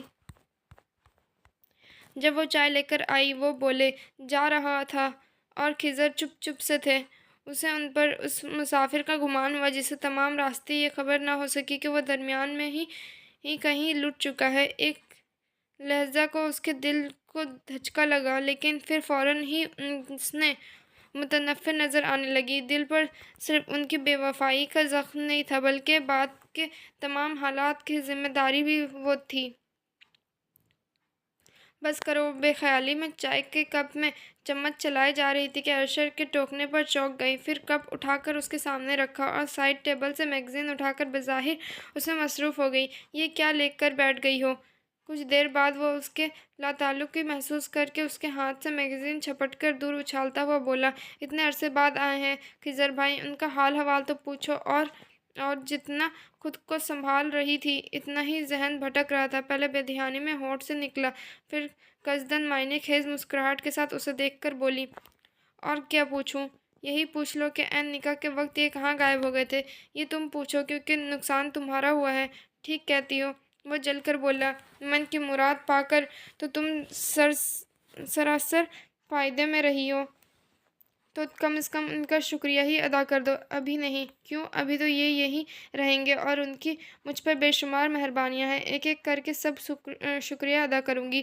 یہ تم دونوں کیسی بات کر رہے ہو؟ خضر جان کر انجان بنے، اگر میری وجہ سے لڑ رہے ہو تو میں چلا جاتا ہوں۔ ارے نہیں خضر بھائی، وہ اسے گھورنے کے بعد ان کے ہاتھ تھام کر خوش دلی سے بولا، ہم آپ کی وجہ سے کیوں لڑیں گے؟ کتنے معصوم بن رہے ہیں۔ اس نے سوچا، اور کمرے سے نکل آئی۔ پھر رات کا کھانا سب نے ایک ساتھ کھایا۔ اس کے بعد ابو جی نے اسے اپنے کمرے میں بلایا اور جیسے ہی ان کے سامنے گئی وہ پوچھنے لگے، تمہیں شام میں اپنی امی کے پاس جانا تھا، کیوں نہیں گئی؟ وہ فوراً کوئی جواب نہیں دے سکی۔ تمہیں شاید اندازہ نہیں ہے کہ انہوں نے تمہارا کتنا انتظار کیا۔ مجھے اندازہ ہے۔ وہ بے حد افسردہ ہو کر ان کے سامنے بیٹھ گئی۔ لیکن میں کیا کرتی؟ کوئی مجھے لے جانے والا نہیں تھا۔ اشر سے کہنا تھا جی، لیکن اسے اپنے کوئی کام تھا۔ ہو کچھ دیر تک ابو جی پرسوچ انداز میں اسے دیکھتے رہے، پھر کہنے لگے، اگر تم چاہو تو صبح آفس جاتے ہوئے میں تمہیں اس کے پاس چھوڑ دوں گا۔ جی، میرا مطلب ہے میں صبح آپ کے ساتھ چلوں گی۔ ٹھیک ہے، اب تم جاؤ۔ وہ ان کے پاس سے اٹھ کر آئی تو فوراً اوپر جانے کو دل نہیں چاہا۔ برآمدے میں رک کر کچھ دیر سوچا، پھر سونیا کے پاس چلی آئی۔ ارے! سونیا نے اسے دیکھ کر پتہ نہیں کیوں حیرت کا مظاہرہ کیا۔ جسے نظر انداز کرتے وہ پوچھنے لگی، کیا کر رہی تھی؟ کچھ نہیں، آؤ بیٹھو۔ وہ بیٹھ تو گئی اور پھر سمجھ میں نہیں آیا تو اس سے کیا بات کرے، پریشان ہو۔ سونیا اس کی کیفیت بھانپ کر پوچھنے لگی اور اس کی چونک کر دیکھنے پر بولی، فطری سی بات ہے، خضر بھائی بتا کر بھی تو نہیں آئے، اس لیے تو ڈسٹربنس تو ہو گئی۔ میں ڈسٹرب نہیں ہوں۔ اس کا لہجہ بڑا کمزور تھا۔ اچھا، سونیا ہنس پڑی، پھر ادھر ادھر کیوں بھٹکتی پھر رہی ہو؟ فرار کیوں ڈھونڈ رہی ہو؟ جاؤ ان کا سامنا کرو۔ میں ان کا سامنا کر چکی ہوں۔ وہ بری طرح سلگ کر بولی، تم نے یہ کیسے سمجھ لیا کہ میں فرار ڈھونڈتی ہوں؟ تمہارے پاس آئی ہوں، میں تم سے یہ پوچھنے آئی ہوں کہ آخر تم کب تک اشر کو الو بناتی رہو گی؟ کیا مطلب ہے تمہارا؟ تمہیں مطلب سمجھانے کی ضرورت نہیں ہے سونیا، تم اچھی طرح سمجھتی ہو کہ میں کیا کہنا چاہتی ہوں۔ مجھ پر کوئی الزام رکھنے سے پہلے بہتر ہے جا کر اپنے شوہر نامدار کو سمجھاؤ، اس کے لگانے سے پہلے۔ اچھا، اس کی بات پر سونیا ہتے سے اکھڑنے لگی تو وہ بھی اپنے لہجے پر قابو نہیں رکھ سکی۔ اسے سمجھانا کوئی مشکل کام نہیں ہے، تمہارے اصل چہرے کی بس ایک جھلک ہی کافی ہوگی۔ کیا کہنا چاہتی ہو تم؟ سونیا اس کی بات پر چونکنے کے باوجود تنگ کر بولی، صرف اتنا کہ میں اس شخص کو اچھی طرح جانتی ہوں جسے بہت پہلے تم نے اشر پر فوقیت دے دی تھی۔ وہ براہ راست اس کی آنکھوں میں دیکھ کر بولی اور اس نے سناٹے پر چھوڑ کر چلی گئی۔ کمرے میں داخل ہوئی تو وہ جیسے انتظار میں بیٹھا تھا۔ کہاں چلی گئی تھی؟ کیوں؟ وہ جیسے سارے حساب آج ہی باقی کر دینا چاہتی تھی۔ سیدھے سیدھے میری بات کا جواب دو، تمہیں اس سے کیا؟ میں کہیں بھی جاؤں اور تم ہوتے کون ہو پوچھنے والے؟ تمہارا شوہر۔ ہاں، شوہر۔ اس نے اس کے سام والے لہجے کا نقل کی اور اپنے کمرے میں جانے لگی تو وہ پکار کر بولا، میری بات سنو، کہو۔ خاصا عجلت بھرا انداز تھا۔ دیکھو، اس وقت نہ میں مذاق کے موڈ میں ہوں اور نہ میں تم سے الجھنا چاہتا ہوں، لہٰذا آرام سے بیٹھ کر میری بات سنو۔ اس نے ایک لہجہ کو سوچا اور پھر کرسی کھینچ کر اس کے سامنے بیٹھ گئی تو وہ کہنے لگا، وقت کو پیچھے موڑ دینا ہمارے اختیار میں نہیں، اس لیے ہم اپنے آپ کو کچھ دیر کے لیے اس وقت میں فرض کر لیتے ہیں جب ہم صرف کزن اور اچھے دوست تھے، بلا جھجک اپنی بات ایک دوسرے سے کر لیا کرتے تھے۔ اب بھی میں اسی طرح بات کرنا چاہتا ہوں۔ کیا بات؟ اس نے چونک کر دیکھا اور وہ نظریں چرا کر بولا، بہت ساری باتیں ہیں، میں بات صرف شروع کرتا ہوں، تم سنتی جاؤ اور جہاں ضرورت سمجھو ٹوک دو۔ وہ بالکل نہیں سمجھ پائی کہ وہ کیا کہنا چاہ رہا ہے، اس لیے کرسی کی پوچھ سے کمر ٹکا کر پوری توجہ سے اسے دیکھنے لگی اور وہ کہنے لگا، میں نہیں جانتا تھا کہ تم اس بات سے کوئی دلچسپی ہے یا نہیں، پھر بھی میں سب سے پہلے تمہیں یہ بتانا چاہوں گا کہ نکاح کے وقت خضر بھائی نے فون پر رابطہ کیوں نہیں کیا تھا۔ میرے خدا! اس کا دل زور زور سے دھڑکنے لگا اور جو اس پر نظر جمائے بیٹھی تھی تو قدرے انجان بن کر اپنے ناخن سے کھیلنے لگی۔ زیادہ تفصیل میں نہیں میں کیا جاؤں، بس اس روز صبح ہی خضر بھائی کا ایکسیڈنٹ ہو گیا تھا اور جس وقت یہاں ہم ان کے فون کا انتظار کر رہے تھے وہ ہاسپٹل میں بے ہوش پڑے تھے۔ اس کے بعد میں 2 ہفتے ہسپتال میں رہے۔ میں یہ اس لیے بتا رہا ہوں کہ اگر تمہارے دل میں ان کی طرف سے کوئی بدگمانی ہو تو دور کر لو۔ اگر وقت کی لگامیں اس کے ہاتھوں میں ہوتی تو یہ جان کر وہ شخص بے وفا نہیں ہے، وہ کس قدر شانتی محسوس کرتی، لیکن وقت پر دسترس نہیں تھی جب بھی اسے ٹوک کر بس اس قدر کہہ سکی، میں ان کی طرف سے بدگمان نہیں ہوں۔ لیکن دادا تو بدگمان ہو گئے تھے نا، جب ہی تو آنن فانن فیصلہ سنا دیا، حالانکہ وہ اچھی طرح جانتے تھے کہ میں اور سونیا ایک دوسرے کے بغیر نہیں رہ سکتے، اور اس لیے میں اس سے شادی سے سمجھوتا بھی نہیں کر سکا۔ تم میری کزن اور دوست ہو سکتی ہو، لیکن میں تمہیں محض بیوی نہیں بنا سکتا۔ وجہ تم جانتی ہو کہ میرے دل میں جو مقام سونیا کا ہے وہ میں کسی کو نہیں دے سکتا۔ قدر توقف کے بعد کہنے لگا، ہو سکتا ہے باقی گھر والے اور تم اس انتظار میں ہو کہ سونیا کی شادی کے بعد سب ٹھیک ہو جائے گا، تو میں تمہاری یہ غلط فہمی بھی دور کر دوں کہ خواہ سونیا بیاہ کر 7 سمندر پار چلی جائے، تب بھی میرے دل میں اس کی محبت کم نہیں ہوگی۔ ان ساری باتوں سے تمہارا مقصد کیا ہے؟ وہ اکتا کر بولی، عجیب نادان لڑکی ہو، میں تمہیں بتانا چاہتا ہوں کہ ابھی بھی وقت ہے، ہم اپنی خواہش کے مطابق حالات بدل سکتے۔ وہ پرسوچ انداز میں اسے دیکھنے لگی تو وہ اس کے آنکھوں کے سامنے ہاتھ لہرا کر بولا، اپنا نہیں تو میرا خیال کرو، میں سونیا سے شادی کرنا چاہتا ہوں، تو کیا تمہیں میرا اجازت نامہ چاہیے؟ اجازت نامہ نہیں، آزادی کا پروانہ۔ میرا مطلب ہے ہم دونوں امی ابو کے سامنے جا کر یہ کہیں کہ ہم اس بندھن کو نہیں نبھانا سکتے، اس لیے باہمی رضامندی سے الگ ہو رہے ہیں۔ ایشو وہ ایک دم سناٹے میں آ گئی اور خاصی تاخیر سے بولنے کے قابل ہوئی تو تعصب سے بولی، تم سچ مچ پاگل ہو گئے، میں کبھی تمہارا ساتھ نہیں دوں گی، سوچ لو، کبھی نہیں۔ وہ کرسی پیچھے دھکیل کر اٹھ کر کھڑی ہو گئی، یاد رکھو ساری زندگی انتظار کی سولی پر لٹکی جاؤ گی، اور میں تمہارے دروازے پر دستک نہیں دوں گا۔ تم سے کس نے کہا ہے کہ مجھے تمہاری دستک کا انتظار ہے؟ خود تم نے، اور اب یہ بھی میں ہی کہہ رہی ہوں کہ تم دستک دو گے اور میں اپنے کان بند کر لوں گی۔ اس کے ساتھ ہی وہ اپنے کمرے میں بند ہو گئی۔ بس ایک رات، کبھی اس نے سوچا تھا کہ وہ دل کی کھلیانوں میں آگ لگا دے گی، اور آج کی رات جب اس نے اپنا محاسبہ کیا تو معلوم ہوا کہ دل کی بستی تو جانے کب کی اجڑ چکی ہے، بس ایک بے وفائی کا زخم تھا جسے ابھی تک اشر کی پہلی بات نے اگر مندمل نہیں کیا تھا تو اس کی ٹیسیں ضرور کم ہو گئی تھی۔ اس طرف سے مطمئن ہوئی تو اشر کی دوسری باتوں کو سوچ کر اس کے اندر نئے سرے سے ایک نئی آگ دہک اٹھی۔ قصور اس کا بھی تو تھا جو اول روز ہی سمجھوتے پر آمادہ ہو کر اپنی ہستی کا غرور مٹا بیٹھی تھی، جب ہی تو وہ جتا رہا تھا کہ اس کی دستک کے انتظار میں بیٹھی ہے۔ نہیں اشر عالم، اتنی عرضہ میں ہرگز نہیں ہوں، وہ دل میں اس سے مخاطب کر کے بولی، اور پھر تکیے میں منہ چھپا کر سونے کی کوشش کرنے لگی۔ صبح اذان کی آواز کے ساتھ امی کے پاس جانا ہے۔ وہ فوراً اٹھ گئی، اپنے کمرے سے نکل کر آئی تو پہلے وضو کر کے نماز پڑھی، پھر باہر آئی تاکہ بڑی امی کو بتا سکے وہ ابو جی کے ساتھ جا رہی ہے۔ بڑی امی برآمدے میں نماز پڑھ رہی تھی، وہ کچن میں آ کر چائے بنانے لگی، پھر چائے لے کر ان کے پاس آ کر بیٹھی تو ٹیرس پر خضر کھڑے نظر آئے۔ اس کی طرف ان کی پشت تھی اور وہ فوراً ان پر سے توجہ ہٹا کر بڑی امی سے کہنے لگی، آج میں ابو جی کے ساتھ امی کے پاس جاؤں گی، کل کیوں نہیں گئی تھی؟ بڑی امی نے یوں ہی پوچھ لیا، کل میں نے اشر سے کہا تھا لیکن سونیا کے ساتھ کہیں چلے گئے تھے۔ اس کے غصے بھرے انداز پر بڑی امی خاموش ہو رہی، تب وہ اٹھتے ہوئے بولی، خضر بھائی اٹھ گئے ہیں، میں انہیں چائے دے دوں؟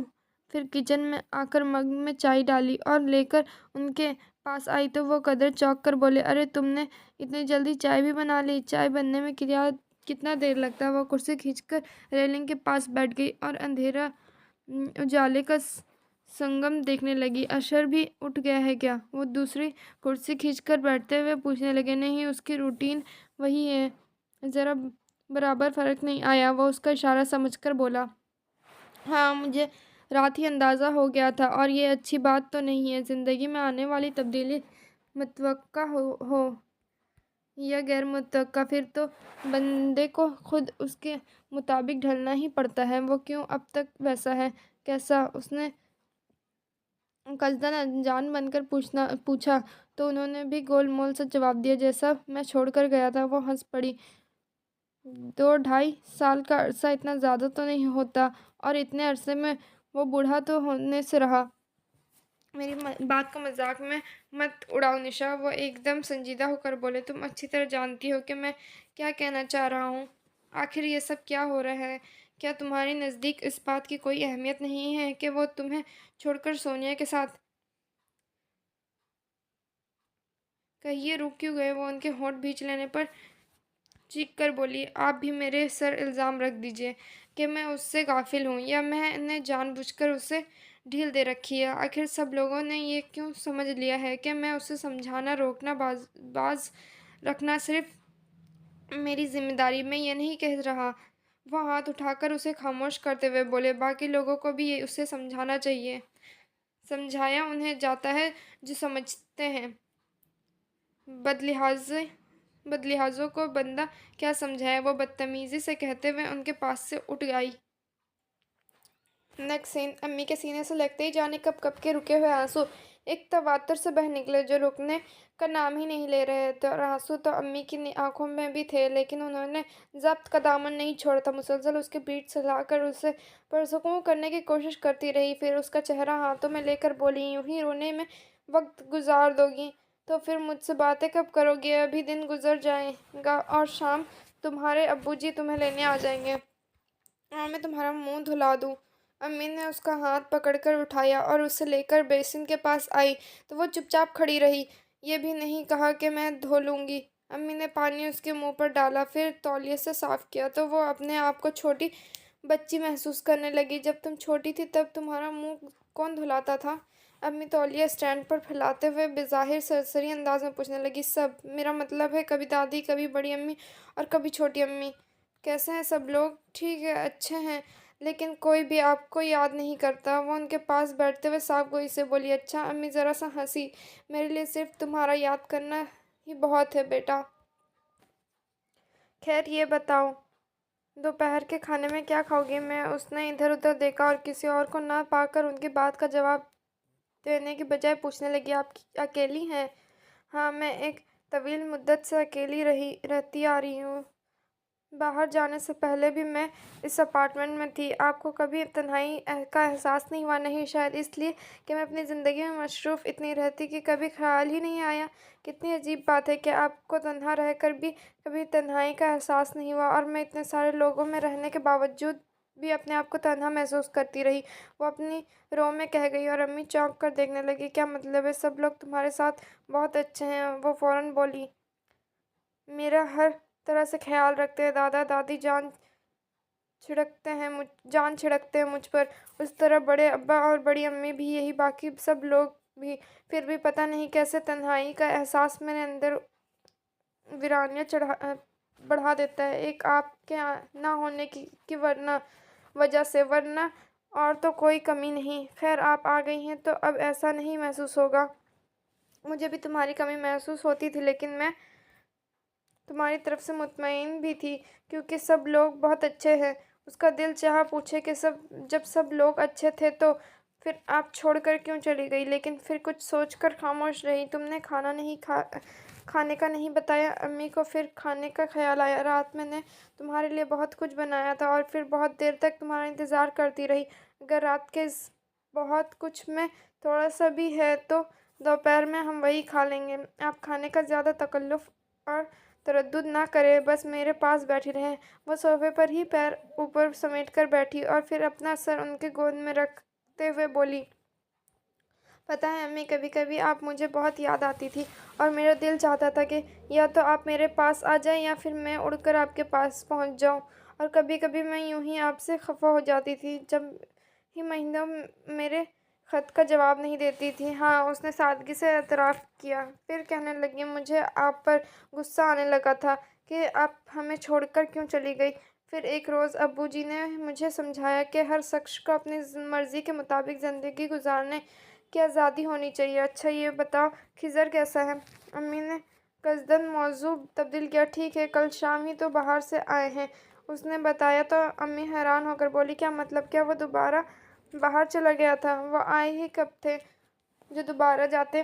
میں سمجھی نہیں بیٹا۔ تمہارے ابو نے تو جب مجھے تمہاری شادی کی اطلاع دی تھی تو یہ بتایا کہ اس کے بعد ابو نے آپ کو یہ نہیں بتایا کہ میری شادی اشر کے ساتھ ہوئی ہے؟ وہ ان کی بات پوری ہونے سے پہلے ہی بول پڑی اشر کے ساتھ۔ امی مزید حیران ہوئی تو اس نے بتا دیا کہ دادا نے کیسے آنن فانن فیصلہ سنا کر اس کی شادی کر دی ہے تو سراسر زیادتی ہے۔ اس کی ساری باتیں سن کر امی نے کہا۔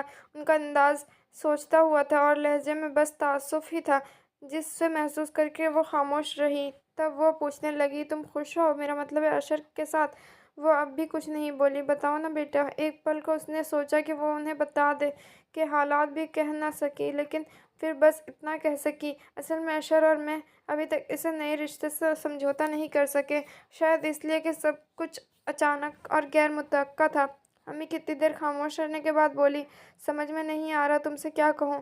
جب تم دونوں اس رشتے پر راضی نہیں تھے تو پھر خاموش کیوں رہے؟ منع کر دیتے، کہنا آسان ہے۔ اس نے ہنسی میں استہزائیہ کہا، کیا تم پر جبر کیا گیا تھا؟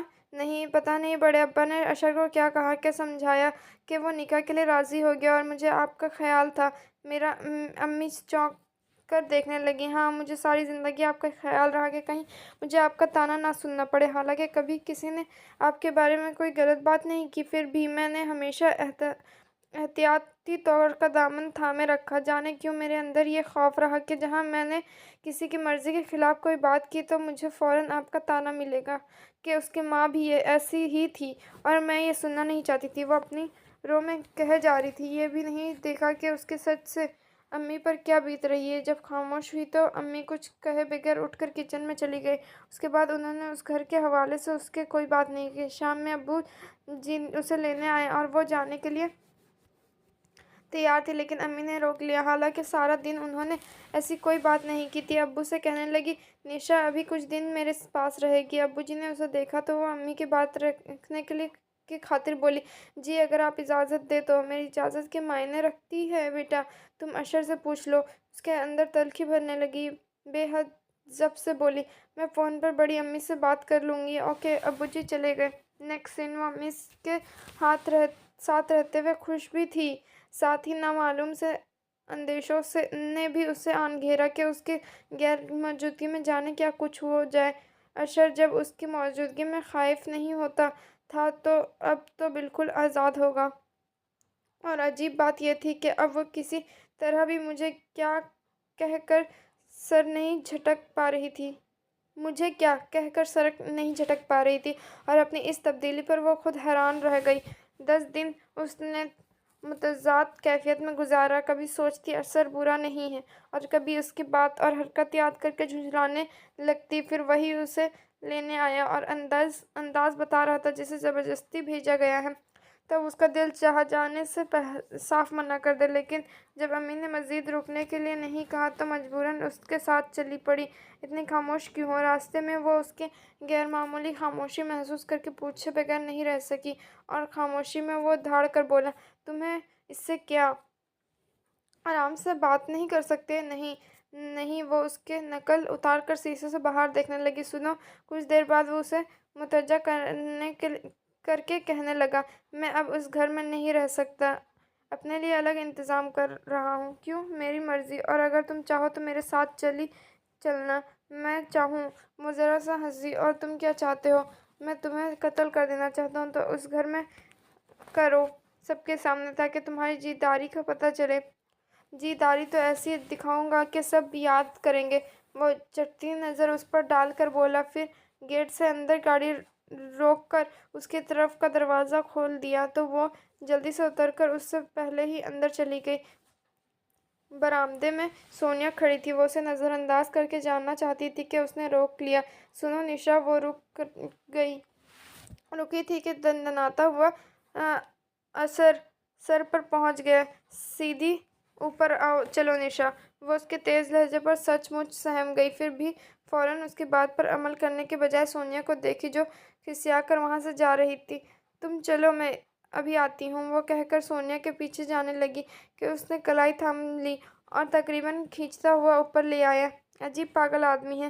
کمرے میں آتے ہی وہ اس پر بگڑنے لگی، یہ کون سا طریقہ ہے؟ میں آ تو رہی تھی۔ اور پھر سونیا کا نام مت لو، اور خبردار آئندہ اس سے بات کی تو۔ اس کے وارننگ دینے پر وہ چڑھ کر بولی، ارے واہ، خود تو دنیا جہان کی قصے سناتے پھرتے ہو اس کے ساتھ، اور میں بات نہ کروں؟ बस मैं मना कर रहा हूँ तुम्हें। अव्वल तो तुम्हें मना करना ही नहीं चाहिए, और अगर कर रहे हो तो क्यों? मैं वजह बताने का पाबंद नहीं हूँ। उस तरह तो मैं भी कह सकती हूँ कि मैं तुम्हारी बात मानने की पाबंद नहीं हूँ। शट अप निशा, मुझसे बहस मत किया करो, वरना किसी दिन तैश में आकर सचमुच में तुम्हारा खून कर दूंगा। वो कुछ कहना चाहती थी कि उसे देखकर होंठ भीज गई। वो वाकई बहुत गुस्से में लग रहा था। आंखें अचानक बहुत लाल हो गई थी। वो अंदर ही अंदर कर रह गई और महज उसके सामने से हटने की खातिर बोली, मैं बड़ी अम्मी के पास जा रही हूँ। अम्मी नीचे हैं। जब ऊपर आए तब उनसे मिल लेना। गोया उससे नीचे जाने से भी मना कर दिया गया, जबकि वो खुद चला गया। पहले उसने सोचा कि उसके पीछे जाए, लेकिन उसके मारने मराने वाली यह लहजा इतना खतरनाक था कि वो हिम्मत नहीं कर सकी और वहीं बैठ कर सोचने लगी कि आखिर उसे हुआ क्या है। कमरे में अंधेरा बढ़ गया। तब उसने उठकर लाइट जलाई, फिर कमरे से निकलकर तमाम लाइट्स जलाते हुए रेलिंग के पास आ खड़ी हुई। नीचे नजर दौड़ाई तो कोई भी नजर नहीं आया, अलबत्ता बरामदे में चलने फिरने और बातों की आवाज़ आ रही थी। उसे गुस्सा आने लगा कि आखिर उसे यहाँ क्यों छोड़ गया है। तुम कब आई? अपने पीछे खिजर की आवाज़ सुनकर उसने ज़रा की ज़रा गर्दन मोड़कर उन्हें देखा, फिर पहले वाली पोजीशन में आकर बोली, अभी कुछ देर पहले। यहाँ क्यों खड़ी हो? मेरा मतलब है, अकेली अशर कहाँ है? वो उससे काफ़ी फासले से रेलिंग पर कहानियाँ टिकाकर खड़े हुए तो पूछने लगे। अशर वो सोच कर बोली, अभी तो यहीं था।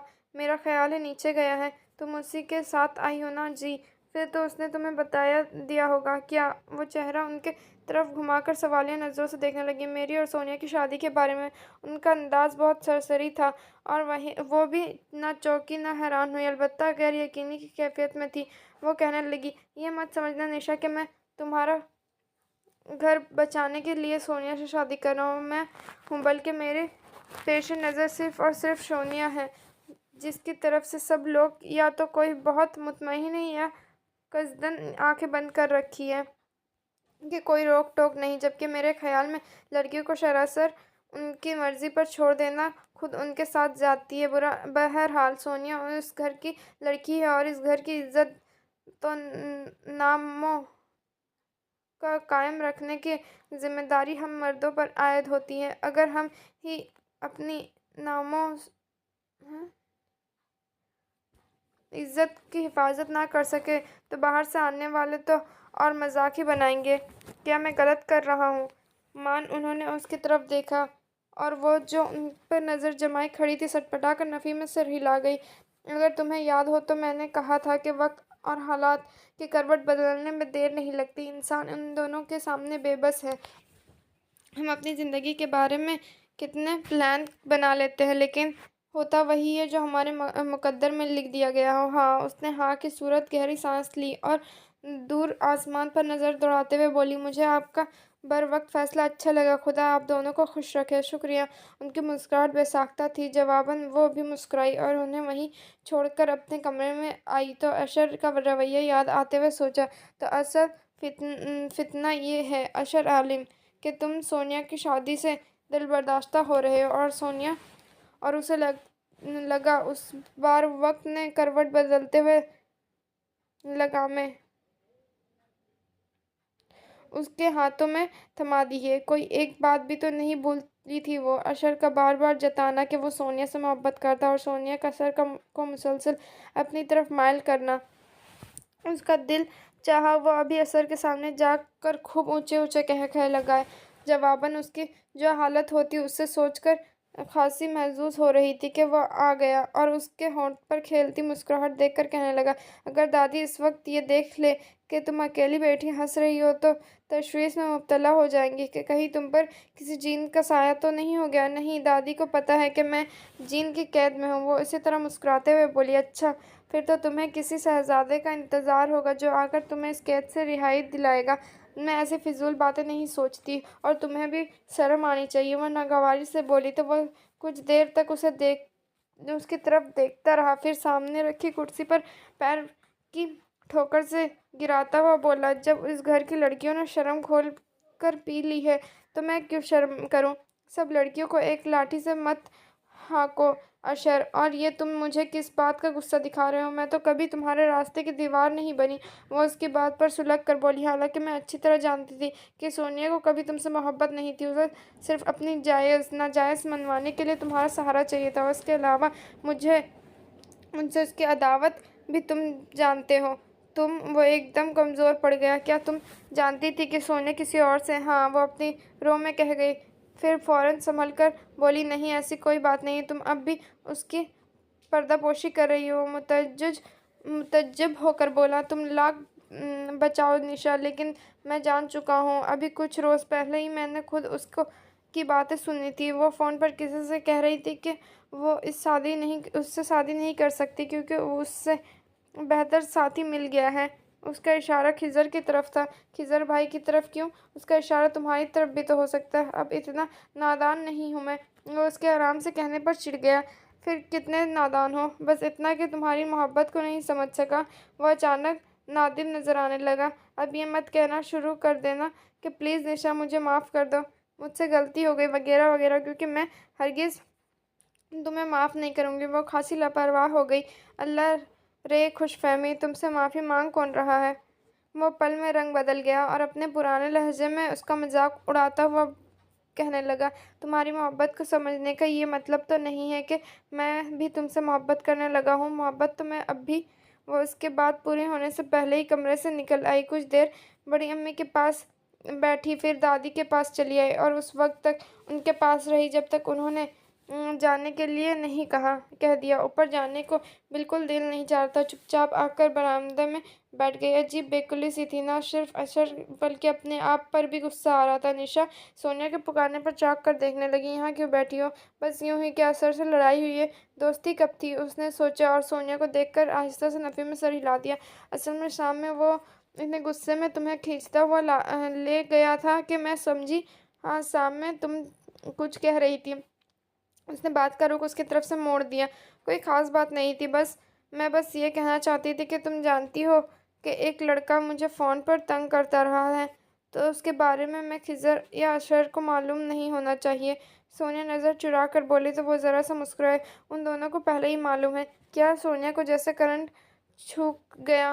وہ اسی اطمینان سے بولی، ہاں مجھے بھی اشر نے بتایا تھا، اور خضر سے بھی اسی نے کہا ہے کہ اس سے پہلے کہ سونیا کوئی غلط قدم اٹھا لے آپ اس سے شادی کر لیں۔ تو کیا اشر انتہائی غیر یقینی اور شاک کے عالم میں سونیا پتہ نہیں کیا کہنا چاہ رہی تھی، اور وہ مزے لے کر بولی، اشر کو تو تم جانتی ہو، شرارت اس کے رگ رگ میں سمائی ہے، کہتا ہے اپنے تئیں سونیا بھی مجھے الو بناتی رہی، یہ نہیں پتا کہ خود الو بن رہی تھی۔ بہرحال بھول جاؤ سب۔ وہ اس کے ہاتھوں کو ہلکے سے تھپک کر اٹھ کھڑی ہوئی اور پھر اتنی تیزی سے سیڑھیاں پھلانگتے ہوئے اوپر آئی کہ سانس پھول گیا۔ کچھ دیر وہیں ٹھہر کر اپنا سانس درست کیا، پھر بہت احتیاط سے دروازہ کھول کر اندر جھانکا اور اشر کو سوتا دیکھ کر جلدی سے اپنے اسٹور نما کمرے میں آ کر دروازہ بند کر لیا۔ واہ نشا! شاید زندگی میں پہلی بار اس نے خود کو سراہا، یعنی ایک ذرا سے جھوٹ سے اس نے سونیا والا محاذ تو فاتح کر ہی لیا تھا، اور باقی محاذوں پر اب اسے لڑنے کی ضرورت نہیں تھی، کیونکہ وہ اتنا تو وہ جانتی تھی کہ ہتھیار ڈالنے سے پہلے بندہ تھوڑی بہت تو اپنے دفاع کی کوشش کرتا ہی ہے، اور یہی حال اشر کا بھی تھا۔ کافی حد تک مطمئن ہو کر اس نے تکیے پر سر رکھا اور پلکیں موند رہی تھی کہ دروازے پر ہلکی سی دستک سن کر بری طرح چونکی، اور اس سے کہیں زیادہ وہ تیزی سے اس کا دل دھڑکنے لگا۔ میرا وہم۔ اس نے سر جھٹکا ہی تھا کہ دوبارہ ہی وہی آواز، ٹھک ٹھک ٹھک، اور خود کو روکنا کوئی اتنا مشکل تو نہیں تھا، لیکن وائے دل کی ستم ظریفی کہ سارے محاذوں پر فاتح کے جھنڈے گاڑتے ہوئے اس کے محاذ پر باغی ہو گیا تھا۔ وہ لاکھ سمجھاتی رہی، لیکن اس کی ٹھک ٹھک کے ساتھ ہم آواز ہونے سے باز نہیں آیا۔ ختم شد۔